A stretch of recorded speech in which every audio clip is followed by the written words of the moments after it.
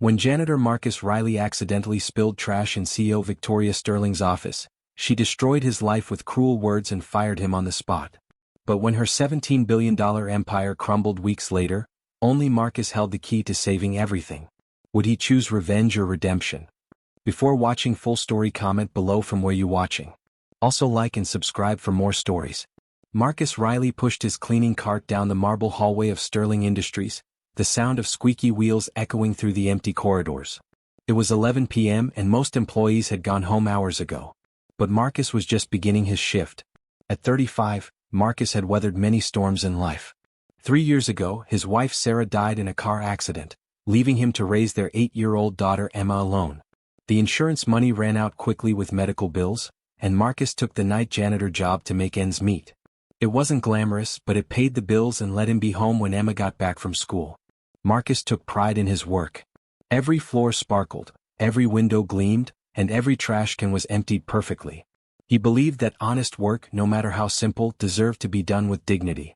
On the 40th floor, where the executive offices were located, Marcus noticed the lights were still on in the corner office. Through the glass walls, he could see Victoria Sterling, the 32-year-old CEO of Sterling Industries. She was hunched over her desk, surrounded by papers and laptop screens. Victoria had inherited the company from her father 2 years ago. Since then, she had transformed herself into a cold, calculating businesswoman. She worked 16-hour days, made tough decisions without emotion, and had earned a reputation as the ice queen of corporate America. She trusted no one and showed kindness to no one. Marcus quietly began cleaning around the executive area, trying not to disturb her. But as he emptied the trash near her office, disaster struck. The bag split open, spilling coffee grounds and papers across the pristine white carpet of Victoria's office. "What the hell is wrong with you?" Victoria's voice cut through the silence like a knife. She stood up, her face red with anger. "Do you have any idea how important those documents were?" Marcus immediately dropped to his knees, trying to gather the scattered papers. "I'm so sorry, Miss Sterling. The bag just... I don't want your excuses." Victoria stepped closer, her voice getting louder. "You people are all the same. Careless, stupid, worthless." The words hit Marcus like physical blows, but he kept cleaning, his hands shaking slightly. He had dealt with difficult people before, but something about Victoria's cruelty felt especially harsh. "Those were contracts worth millions of dollars," Victoria continued, her voice dripping with contempt. "But I suppose someone like you wouldn't understand that. You probably can't even read them properly." Marcus's jaw tightened, but he remained silent. He needed this job. Emma needed him to keep this job. "Look at me when I'm talking to you," Victoria demanded. Marcus slowly raised his eyes to meet hers. For a brief moment, Victoria saw something in his gaze that made her pause. Not anger or hatred, but deep sadness and disappointment. It was the look of a man who had been hurt many times but still chose to be kind. But Victoria quickly pushed away any feelings of sympathy. Weakness was not allowed in her world. "You're fired," she said coldly. "Security will escort you out. Don't come back." Marcus stood up slowly, his legs feeling weak. "Miss Sterling, please. I have a daughter. I need this job." "Should have thought about that before being so careless," Victoria replied, turning back to her desk. "Someone will mail you your final paycheck." 20 minutes later, Marcus found himself on the sidewalk outside Sterling Industries, holding a cardboard box with his few personal items. The security guard had been apologetic but firm. He had his orders. As Marcus walked to the bus stop, he looked back at the towering building where he had worked for 2 years. In one of those high windows, Victoria Sterling was probably still working, already having forgotten about the man whose life she had just turned upside down. The next morning, Marcus sat at his small kitchen table, staring at unpaid bills spread before him. Rent was due in 2 weeks. Emma needed new school supplies. The electricity bill was overdue. "Daddy, why do you look so sad?" Emma asked, sitting down beside him with a bowl of cereal. Marcus forced a smile. "Just thinking about grown-up stuff, sweetheart. Don't worry about it." Emma was a bright child who looked just like her mother. Same brown eyes, same gentle smile. She was the light of Marcus's world, the reason he got up every morning and kept fighting. "Are you going to work tonight?" she asked. Marcus's heart broke a little more. "Not tonight, Emma. Daddy needs to find a new job." For the next 2 weeks, Marcus applied everywhere he could think of. But jobs were scarce, and without a reference from his last employer, it was even harder. Victoria Sterling had made sure to mark him as not eligible for rehire in the system, which other companies could see. Meanwhile, at Sterling Industries, Victoria was facing her own crisis. The company was hemorrhaging money due to a series of bad investments her father had made before his death. Stock prices were falling and there were rumors of a hostile takeover. Victoria worked even longer hours trying to find a solution. She was surviving on coffee and determination, pushing away anyone who tried to help. She had learned early in life that depending on others only led to disappointment. Her assistant, Janet, had worked for the company for 15 years and was one of the few people brave enough to speak honestly to Victoria. "You fired Marcus Riley last month," Janet said one morning, placing a cup of coffee on Victoria's desk. "Who?" Victoria didn't look up from her computer. "The night janitor, the one with the little daughter." Victoria vaguely remembered the incident. "What about him?" "He was a good man, Victoria. He never missed a day in 2 years. He even came in during the blizzard last winter when half the staff couldn't make it." "He made a mess in my office," Victoria replied coldly. "A trash bag split. It was an accident." Victoria finally looked up.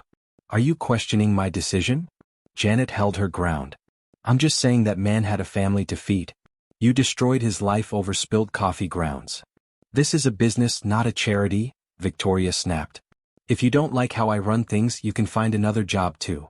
Janet sighed and left the office.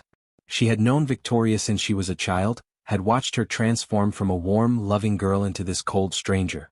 It broke her heart to see what Victoria had become. By the third week, Marcus was desperate. He had sold everything valuable he owned, but it wasn't enough. The landlord had given them a final notice: pay rent in 3 days or face eviction. Marcus sat in the unemployment office, waiting for his number to be called, when he overheard 2 men talking about Sterling Industries. "The whole company is about to collapse," one said. "Stock dropped another 10 points today. I heard they're laying off hundreds of employees." "Serves them right," the other replied. "That CEO is a real piece of work. Treats people like garbage." Marcus felt a strange mix of emotions. Part of him felt vindicated. Maybe Victoria Sterling was getting what she deserved. But another part of him, the part that Sarah had always loved about him, felt sorry for all the innocent employees who would lose their jobs. That evening, Emma came home from school with tears in her eyes. "What's wrong, sweetheart?" Marcus asked, kneeling down to her level. "Tommy Henderson said we're going to be homeless," Emma sobbed. "He said his dad works at the bank and knows about these things." "Is it true, Daddy? Are we going to live on the streets?" Marcus pulled his daughter into his arms, feeling like he was drowning. "No, baby. Daddy will figure something out. I promise." But that night, after Emma was asleep, Marcus sat alone in the dark, feeling more hopeless than he had since Sarah's death. He had failed as a provider, failed as a father. The weight of despair pressed down on him like a physical force. Next day, while walking through downtown looking for work, Marcus noticed a crowd gathered outside Sterling Industries. News vans lined the street and reporters were setting up cameras. Curious despite himself, Marcus approached one of the reporters. "What's happening?" he asked. "Sterling Industries is finished," the reporter replied. "They just announced they're filing for bankruptcy. Turns out the CEO made some terrible investments trying to save the company. Thousands of people are about to lose their jobs." Marcus felt his stomach drop. Despite everything Victoria had done to him, he knew there were good people in that building, security guards, cafeteria workers, other janitors, who didn't deserve this. As he was about to leave, Marcus overheard a conversation between 2 executives who had just come out of the building. "The audit revealed everything," one was saying. "Victoria mortgaged the company assets to invest in that tech startup. When it failed, it created a cascade effect." "What about the Henderson account?" the other asked. "Wasn't that supposed to be the safety net?" "That's the worst part. The Henderson contracts were in that batch of papers that got ruined in her office a few weeks ago. She never had copies made because she was too proud to ask for help. Now Henderson is pulling out because they can't verify the terms." Marcus's blood ran cold. The Henderson account. Those were the papers that had spilled when his trash bag broke. Victoria had been so angry, so focused on humiliating him, that she hadn't properly handled the situation. Without thinking, Marcus found himself walking into the building. He knew the security guards. They had always been kind to him. They let him through, assuming he still worked there. Marcus took the elevator to the 40th floor. The executive area was chaos. People packing boxes, making frantic phone calls, some crying openly. Victoria's office door was closed, but through the glass, Marcus could see her sitting at her desk, staring blankly at her computer screen. She looked smaller somehow, defeated in a way that made Marcus's heart ache despite everything she had done to him. Marcus stood outside Victoria's office for several minutes, wrestling with himself. Every logical part of his mind told him to walk away. This woman had destroyed his life, had shown him no mercy or kindness. He owed her nothing. But then he thought about Emma, about the kind of man he wanted to be for his daughter. He thought about Sarah, who had always believed that kindness was the strongest force in the world. Marcus knocked softly on the door. Victoria looked up, and when she saw him, her face went through a series of emotions: surprise, confusion, and finally shame. "What are you doing here?" she asked quietly. "I heard about the company," Marcus said, stepping into the office. "I'm sorry." Victoria let out a bitter laugh. "You're sorry? I fired you. I ruined your life. Why would you be sorry?" Marcus sat down in the chair across from her desk. "Because I know you're hurting. And because hurt people hurt people." Victoria stared at him, not understanding how this man could show her kindness after what she had done. "The Henderson contracts," Marcus said gently. "I remember them from that night. When the bag broke, I tried to save as many as I could." "They're worthless now," Victoria said. "Water damaged, coffee stained. Henderson won't accept them." "What if they weren't the only copies?" Victoria looked up sharply. "What do you mean?" "That night after you fired me, I was cleaning out my cart. I found some papers stuck to the bottom. They must have fallen there when the bag broke. I kept them, thinking maybe someone might need them someday." Victoria's eyes widened. "You still have them?" "They're at home. Clean copies of at least 3 of the contracts. Maybe 4. Victoria stood up so quickly her chair rolled backward. "Those contracts are worth $17 billion to this company. They could save everything." Marcus nodded. "I know. Why?" Victoria's voice was barely a whisper. "Why are you telling me this? After what I did to you?" Marcus was quiet for a long moment. "Because my daughter is watching how I handle this. Because my wife always told me that how we treat people in their darkest moments defines who we really are.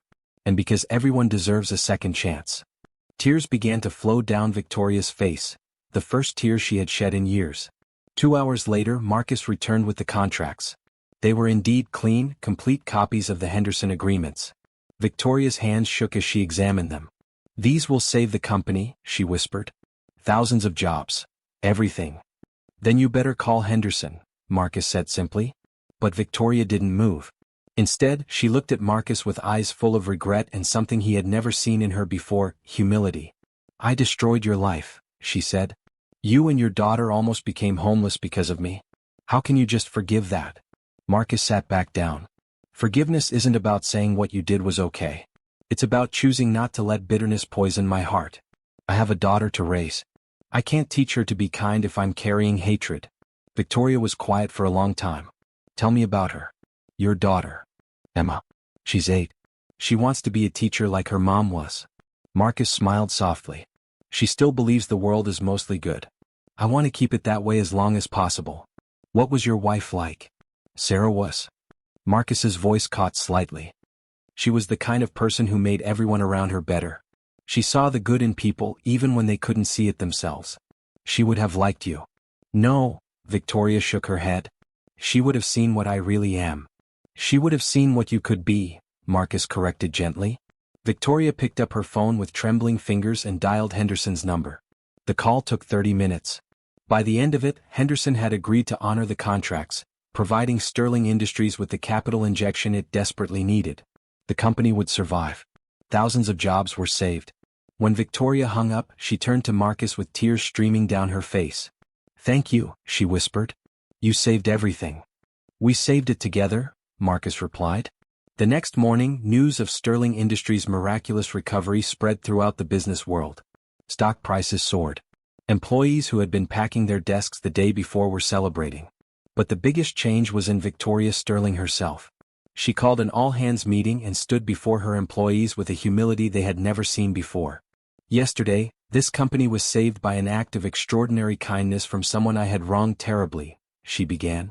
"It made me realize that I had lost sight of what really matters, not just profits and market share, but the people who make this company what it is." She looked directly at Marcus, who was standing in the back of the room. She had asked him to attend and had reinstated him with a promotion to building supervisor. "I want to announce some changes," Victoria continued. First, we're implementing profit sharing for all employees. Second, we're starting a scholarship fund for employees' children. And third, we're opening an on-site daycare so parents don't have to choose between their jobs and their families. The room erupted in applause, but Victoria held up her hand. I also want to publicly apologize to someone. Marcus Riley, would you please come up here? Marcus felt his face flush as hundreds of eyes turned to him. Slowly, he made his way to the front of the room. This man saved our company, Victoria said, her voice breaking slightly. But more than that, he saved me. He showed me that kindness and integrity are not weaknesses, they're the greatest strengths a person can have. She turned to face Marcus directly. I'm sorry for how I treated you. You deserved better, and I'm going to spend every day trying to be worthy of the second chance you gave me. Marcus stepped to the microphone. We all make mistakes, he said simply. What matters is what we do next. 6 months later, Sterling Industries was thriving in ways no one had expected. The company culture had transformed completely under Victoria's new leadership style. Employee satisfaction was at an all-time high, productivity had increased by 40%, and they had been named one of the best companies to work for in America. Victoria had asked Marcus to be her special advisor on employee affairs. His humble wisdom and genuine care for people had become invaluable to her decision-making process. You have a meeting with the Henderson executives in an hour, Janet said, bringing Victoria her afternoon coffee. Thank you, Janet. Is Marcus joining us? He's in the daycare with Emma. Apparently, she had a half day at school. Victoria smiled. The on-site daycare had been one of her most popular initiatives. Seeing Marcus able to spend time with his daughter during work hours filled her with a satisfaction she had never felt from any business deal. Victoria made her way to the bright, cheerful daycare center on the 3rd floor. Through the window, she could see Marcus sitting on the floor, helping Emma with her homework while other children played around them. Emma looked up and saw Victoria. Miss Victoria, she called out, running over to give her a hug. Over the months, Emma had become a regular visitor to the executive floor. Victoria had been amazed by the little girl's warmth and curiosity. Emma asked questions about everything from how elevators worked to why some people were sad. How was school today, sweetheart? Victoria asked, kneeling down to Emma's level. Really good. I got an A on my book report about heroes. I wrote it about Daddy. Victoria felt her throat tighten. That sounds perfect. Marcus approached, carrying Emma's backpack. You don't have to spend time with us, Victoria. I know you're busy. This is the best part of my day, Victoria said, and she meant it. Emma, would you like to see something cool in my office? Emma's eyes lit up. Really? In Victoria's office, Emma was fascinated by the view from the 40th floor. You can see everything from up here, she exclaimed. That's right, Victoria said. And do you know what I've learned from being up so high? What? That the most important things are always happening down at ground level, where people like your daddy work every day to make the world better. Emma nodded seriously. Daddy says that being kind is the most important job anyone can have. Victoria glanced at Marcus, who was watching his daughter with pure love in his eyes. Your daddy is a very wise man, Victoria said. As the seasons changed, so did the relationship between Victoria and Marcus. What had started as professional respect had slowly evolved into something deeper. Victoria found herself looking forward to their daily meetings, but not just for business reasons. Marcus had a way of listening that made her feel heard for the first time in her life. He asked thoughtful questions, offered gentle guidance, and never judged her for her past mistakes. Marcus, too, had begun to feel something he thought he would never experience again. Victoria's transformation had been remarkable to witness. The cold, cruel woman who had fired him had become someone completely different, compassionate, thoughtful, and surprisingly vulnerable. But both of them were cautious. Marcus still carried the grief of losing Sarah, and Victoria had never allowed herself to be vulnerable with anyone. The moment that changed everything came on a rainy Thursday evening. Victoria was working late again, but now it was different. She was planning the company's first annual charity gala to support local families in need. Marcus knocked on her door around 9 p.m. You should go home, he said gently. Emma and I are about to watch a movie. You're welcome to join us. Victoria looked up from her computer, surprised by the invitation. I don't want to intrude on your family time. You wouldn't be intruding, Marcus said. Emma specifically asked if you could come. She's making popcorn. An hour later, Victoria found herself sitting on Marcus's modest couch, watching The Princess Bride, with Emma curled up between them. It was the first time in years that Victoria had been in a normal home, experiencing the simple joy of family life. When Emma fell asleep halfway through the movie, Marcus gently carried her to her bedroom. Victoria stood in the living room, looking at the photos on the walls, pictures of Marcus and Sarah's wedding, Emma as a baby, family vacations to simple places that looked filled with love. She was beautiful, Victoria said when Marcus returned, looking at a photo of Sarah. Inside and out, Marcus agreed. She always said that love wasn't about finding someone perfect, but about finding someone who made you want to be better. Victoria turned to face him. Is that what she did for you? Every single day. Marcus was quiet for a moment. What about you? Was there ever anyone special? Victoria shook her head. I never allowed it. Love seemed like a weakness I couldn't afford. And now? Victoria met his eyes. Now I think maybe I was wrong about a lot of things. They stood there in the gentle lamplight, both feeling the shift between them. But neither pushed. They both understood that some things needed time to bloom naturally. Spring brought new life to everything, including the growing bond between Victoria, Marcus, and Emma. Victoria had become a regular presence in their lives, joining them for weekend trips to the park, helping Emma with school projects, and simply enjoying the peaceful rhythm of family life. Emma had begun calling Victoria Aunt Tori, which made Victoria's heart skip every time. She had never imagined that a child's love could feel so pure and uncomplicated. One Saturday afternoon, while Emma was playing on the swings, Marcus and Victoria sat on a park bench watching her. I need to tell you something, Victoria said quietly. Marcus turned to look at her, noting the serious tone in her voice. I'm falling in love with you, she continued, her voice barely above a whisper. With both of you. With this life we've built together. And it terrifies me. Marcus was quiet for a long moment. Why does it terrify you? Because I've never been good at love. I'm scared I'll mess it up, hurt you both somehow. You and Emma deserve someone better.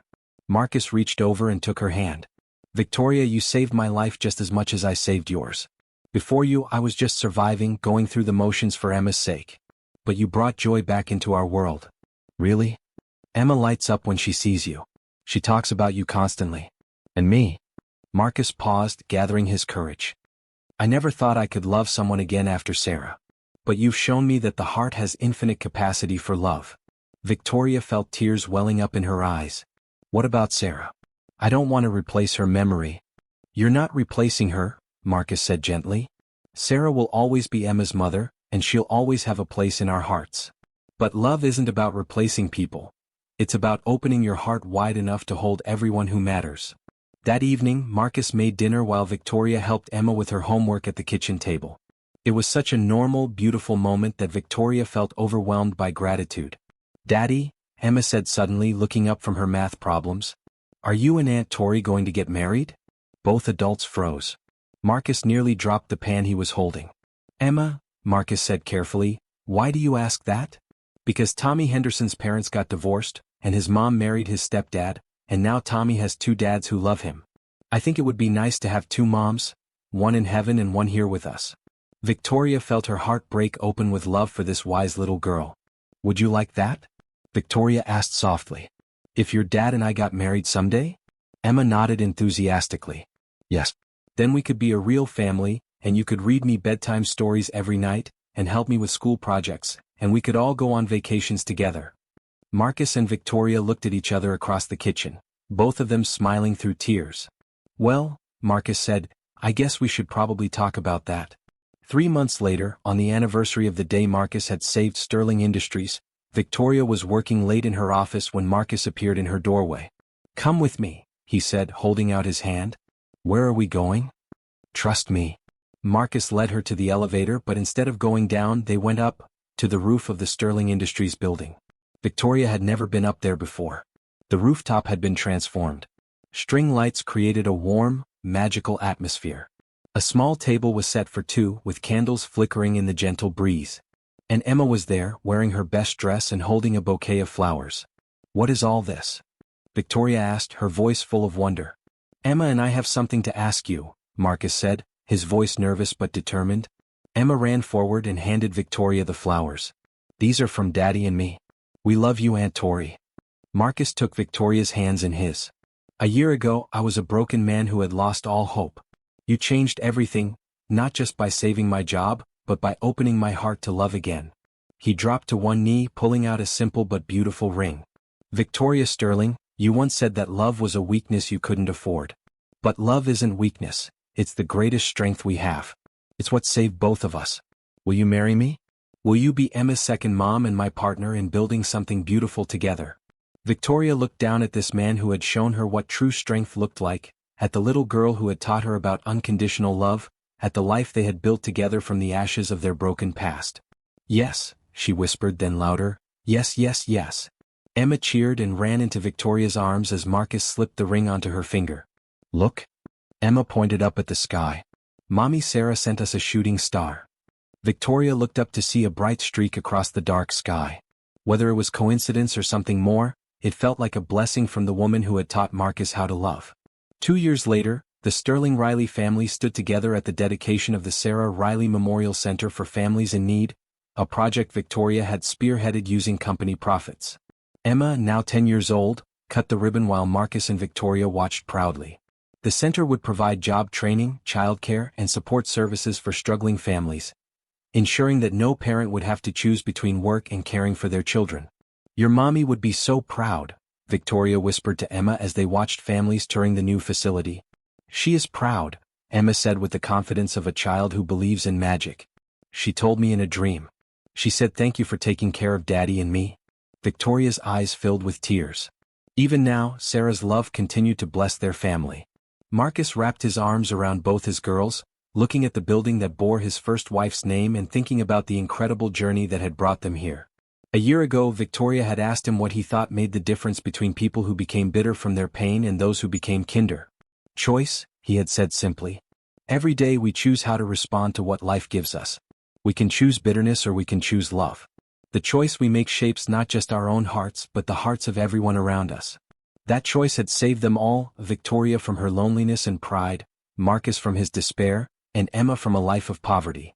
But more than that, their story had rippled outward, changing Sterling Industries, touching the lives of thousands of employees, and now creating lasting change for families in need. As they walked back to their car, Emma skipping between her parents, Victoria reflected on how much her life had changed. She had once believed that success was measured in dollars and market dominance. Now she knew that true success was measured in love given and received, in lives touched and changed, in the legacy of kindness left behind. What are you thinking about? Marcus asked, noting her thoughtful expression. Just remembering something Emma said once, that being kind is the most important job anyone can have. Marcus smiled. She learned that from watching you. She learned it from watching us, Victoria corrected. All of us working together to build something beautiful. Emma looked up at them both. Can we stop for ice cream on the way home? Of course, Victoria and Marcus said in unison, then laughed at their synchronized response. As they drove through the city, windows down and music playing softly, Victoria marveled at the simple perfection of the moment. She had once ruled an empire from the 40th floor of a tower, believing she was powerful because she could control and dominate others. Now she knew that real power came from love. The power to heal, to forgive, to transform hearts, to build families, and to create hope where there had been none. The janitor's heart had saved more than a company. It had saved 3 souls and shown them that even in the darkest moments, kindness could light the way home. And in that truth they found not just love, but the deepest happiness any of them had ever known. Sometimes the greatest love stories begin with the smallest acts of kindness. Sometimes the strongest people are those who choose forgiveness over revenge. And sometimes when we think all is lost, a single choice to show mercy can change everything, not just for ourselves but for generations to come.